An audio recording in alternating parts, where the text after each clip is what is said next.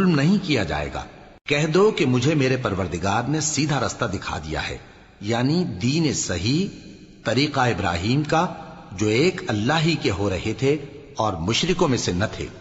یہ بھی کہہ دو کہ میری نماز اور میری قربانی اور میرا جینا اور میرا مرنا سب اللہ رب العالمین ہی کے لیے ہے، جس کا کوئی شریک نہیں، اور مجھ کو اسی بات کا حکم ملا ہے اور میں سب سے اول فرما بردار ہوں۔ کہو کیا میں اللہ کے سوا کا مالک ہے؟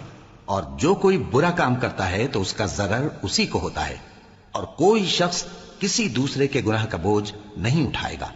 پھر تم سب کو اپنے پروردگار کی طرف لوٹ کر جانا ہے، تو جن جن باتوں میں تم اختلاف کیا کرتے تھے وہ تم کو بتائے گا، اور وہی تو ہے جس نے زمین میں تم کو اپنا نائب بنایا اور ایک کے دوسرے پر درجے بلند کیے، تاکہ جو کچھ اس نے تمہیں بخشا ہے اس میں تمہاری آزمائش کرے۔